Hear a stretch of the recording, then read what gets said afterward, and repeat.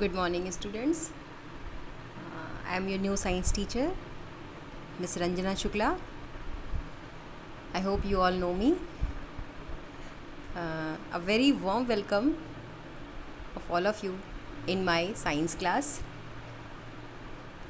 Students, you have read up to separation of substances and you have read up to the filtration technique of separation by Meenakshi ma'am.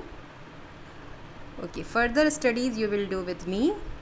Okay, so let us start the other techniques of separation. Okay, separation of substances बच्चों, ये chapter जैसे समझ में आ रहा है नाम से ही, इसमें हम चीज़ों को अलग करते हैं. ठीक है, हमने पहले अलग किया चाय से चाय की पत्ती को, है ना. फिर हमने पोहा से मिर्ची को अलग किया. फिर हमने चर्निंग के थ्रू दूध से बटर को अलग किया, दही से बटर को अलग किया. उसके बाद हमने मेथड्स ऑफ सेपरेशन देखे. Hand picking is the first method. Hand picking का मतलब आप जब चावल या गेहूँ को साफ़ करते हो तो आप उसमें से कंकड़ चुनते हो ना, that is called hand picking. मतलब एक एक चीज़ को आप हाथ से निकाल रहे हो. ठीक है, लेकिन ऐसा हम सबके साथ नहीं कर सकते. हर चीज़ आप हाथ से अलग नहीं कर सकते. कंकड़ तो थोड़े से होते हैं चावल में और बड़े बड़े होते हैं, इसलिए हम उसको आराम से हाथ से निकाल सकते हैं, पर हर चीज़ हम हाथ से नहीं निकाल सकते. तो what are the other techniques. उसके बाद आपने पढ़ा विनोइंग में थ्रेशिंग. पहले आपने पढ़ा थ्रेशिंग में क्या करते हैं.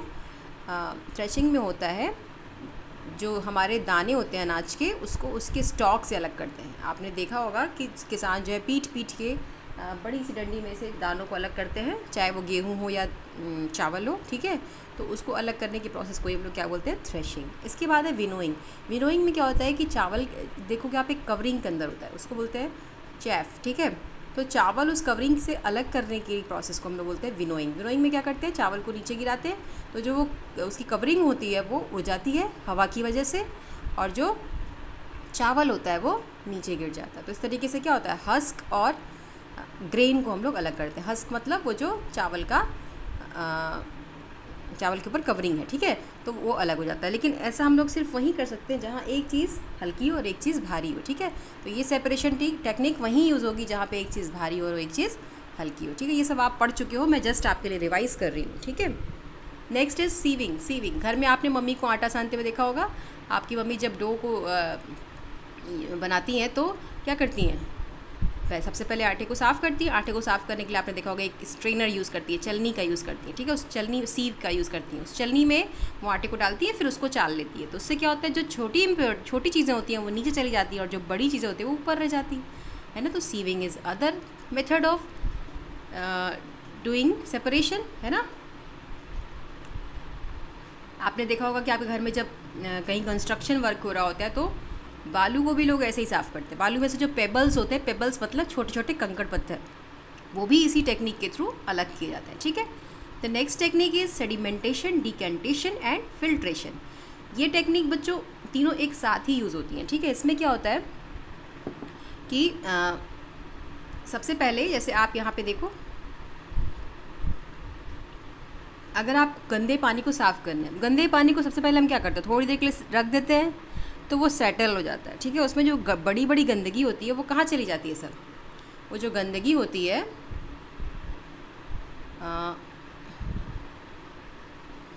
ये देख रहे हो ना, पानी को आप सेपरेट किया जा रहा है तो जो बड़ी गंदगी होती है वो नीचे बैठ जाती है. इसको बोलते हैं सेडिमेंटेशन. मतलब गंदगी का नीचे बैठ जाना क्या कहलाता है, सेडिमेंटेशन. ये आप पढ़ चुके हो. ठीक है, डिकेंटेशन क्या होता है, अब हम धीरे से अगर ऊपर से साफ़ पानी को निकाल ले तो गंदगी अलग हो जाएगी और साफ़ पानी अलग हो जाएगा. तो इस प्रोसेस को बोलते हैं, मतलब ये जो प्रोसेस आपको दिख रहा है ना, गंदे पानी से गंदगी को अलग करके साफ़ पानी को ऊपर से निकाल लेना, दिस इज़ कॉल्ड डिकेंटेशन.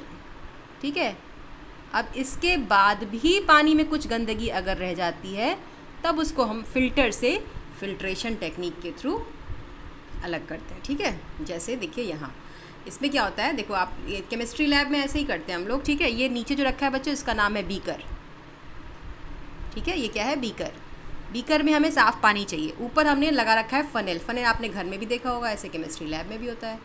ठीक है, इस फनेल में एक कागज़, इस कागज़ को बोलते हैं फ़िल्टर पेपर. ठीक है, ये फ़िल्टर पेपर क्या करता है, इस फ़िल्टर पेपर को आप इस तरीके से मोड़ लेंगे तो ये कोन जैसा बन जाएगा। अब इस कोन को आप फनेल के अंदर फिक्स कर दीजिए। अब इसके बाद उसमें गंदा पानी डालिए, तो जो ये फ़िल्टर पेपर है इससे बड़ी इम्प्योरिटी ऊपर रह जाएगी और जो साफ़ पानी होगा वो नीचे आ जाएगा, जैसा कि आप फिगर में देख रहे हैं। अच्छा, तो अब इससे क्या होगा, हमने इसी टेक्निक को हम लोग क्या बोलते हैं, फिल्ट्रेशन। ठीक है, यहाँ तक आपने पढ़ लिया है। इसके आगे हमें आज पढ़ना है। तो आज जो हम टेक्निक पढ़ेंगे दैट इज़ कॉल्ड इवेपोरेशन। ठीक है, तो आज आपको, मुझे लगता है कि आपने फिल्ट्रेशन तक लिखा होगा, मैम ने लिखवाया होगा, नहीं भी लिखा होगा तो आप लिख लीजिएगा।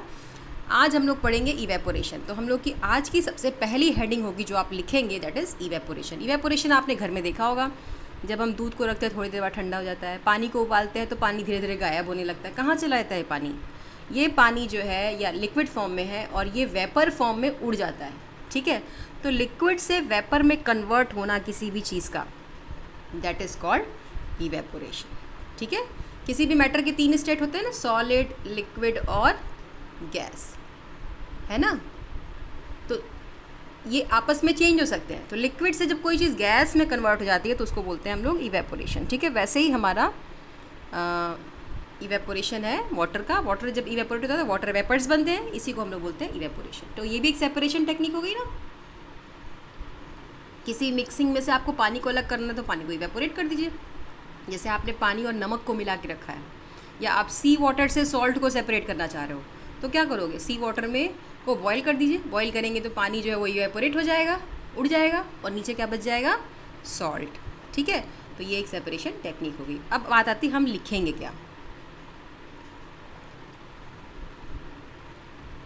फिल्ट्रेशन में आपको नहीं लिखवा रही हूँ क्योंकि फिल्ट्रेशन तक आपने बताया कि आपने किया है। ठीक है, और अगर आपने ये डायग्राम नहीं बनाया हो फिगर नंबर 5.9, 5.10, तो ये आप बना लीजिएगा आज। ठीक है, इवेपोरेशन आज आप लिखेंगे क्या। सबसे पहले आप लेट मी रब दिस, पहले मैं इसको मिटा लूँ फिर आपको साफ साफ बताती हूँ। ठीक है, सबसे पहले आप क्या करेंगे, इवेपोरेशन हेडिंग डालेंगे। ठीक है, इवेपोरेशन आपने हेडिंग डाल ली, फिर उसके बाद हम क्या करेंगे, आप ये डायग्राम बनाएंगे, डायग्राम नंबर 5.11। ठीक है, उसके बाद आप इवेपोरेशन की डेफिनेशन लिखेंगे। इवेपोरेशन की डेफिनेशन कहाँ है, यहीं पे आपको दिख रही है। मैं ब्लैक पेन का यूज़ करती हूँ ताकि आपको क्लियरली दिखाई दे। ठीक है, the process of conversion of water into vapour is called evaporation. ठीक है, ये हो गई हमारी इवेपोरेशन की definition. The process of conversion of water into its vapour is called evaporation. ठीक है, ये आप लिख लेंगे। ठीक है,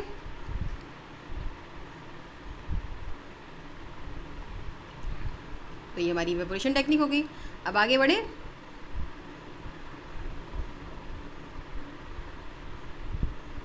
अच्छा, इसी की जो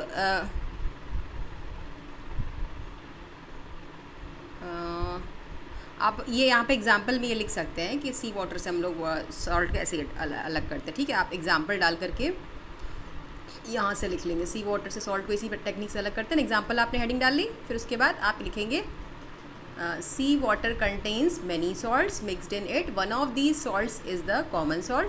when sea water is allowed to stand in shallow pits, water gets heated by sunlight and slowly turns into water vapour through evaporation. ये आप एग्जाम्पल में इतना लिख लेंगे इवेपोरेशन की। मेरी बात समझ में आई? चलिए अब आगे बढ़ते हैं। अगली टेक्निक है हमारी कंडेंसेशन। कंडेंसेशन जस्ट अपोजिट है इवेपोरेशन का। ठीक है, जो इवेपोरेशन में होता है उसका जस्ट अपोजिट कंडेंसेशन में होता है। अब पानी को आप बॉईल कर रहे हो, पानी वाटर वेपर बन के ऊपर जा रहा है। अब उसी पे आप एक ढक्कन रख दो तो क्या होता है, ढक्कन के ऊपर आपको पानी की छोटी छोटी बूंदें दिखाई देती है। जैसे देखिए यहाँ पे दिखाई दे रहा है, यहाँ पे पानी की छोटी छोटी बूंदें दिखाई दे रही हैं ढक्कन के ऊपर। ये बूंदें कहाँ से आई? वही जो वेपर बन के जा रहा था उसका रास्ता आपने रोक दिया, तो बर्तन के कांटेक्ट में आके वो ठंडा हो गया। ठंडा हो गया तो वापस से पानी में कन्वर्ट हो गया, है ना। पानी को गर्म किया तो वेपर बना, वेपर को ठंडा कर दिया तो वापस क्या बन गया, पानी बन गया। ठीक है, रिवर्सिबल प्रोसेस है। ठीक है, तो यानी इवेपोरेशन का जस्ट अपोजिट क्या हो गया, कंडेंसेशन। इवेपोरेशन में हमने पढ़ा conversion of water into water vapour. अब कंडेंसेशन उसका जस्ट अपोजिट हो जाएगा, conversion of water vapour into water, है ना, इज कॉल्ड कंडेंसेशन। ठीक है, तो कंडेंसेशन की ये डेफिनेशन आप यहाँ से लिख लेंगे। यहाँ आपको दिख रहा होगा कंडेंसेशन, आप हेडिंग डालेंगे अगली और यहाँ से लिख लेंगे the process of conversion of water vapour into its liquid form is called condensation. Heading होगी आपकी कंडेंसेशन। कंडेंसेशन। ठीक है, ये हो गया हमारा नेक्स्ट टेक्निक सेपरेशन। फिल्ट्रेशन के बाद आप इवेपोरेशन लिखेंगे, इवेपोरेशन के बाद आप कंडेंसेशन लिखेंगे, और वहाँ आपको ड्रॉ करना है कौन सा diagram? You have to draw this diagram of evaporation and condensation. यहाँ पे इवेपोरेशन और कंडेंसेशन दोनों एक साथ हो रहा है। फिगर नंबर 5.13 आपको ड्रॉ करना है। ठीक है, तो मुझे लगता है कि आज के लिए आपके पास बहुत काम हो गया। ड्राइंग भी करना है आपको, डेफिनेशंस भी लिखनी है। इतना आप क्लास के तुरंत बाद मुझे लिख के दिखाइए। ठीक है, मुझे 10 मिनट में आप वीडियो देखोगे, उसके बाद आपके पास 30 मिनट होगा। 30 मिनट में आप आराम से ये डायग्राम सारी चीज़ें लिख भी सकते हैं और डायग्राम बना करके मुझे दिखा भी सकते हैं। ठीक है, तो डायग्राम वगैरह बना करके सब अपने अपने कॉपी की फ़ोटो मुझे भेजेंगे। ठीक है, आई होप आपको आज की क्लास पसंद आई होगी।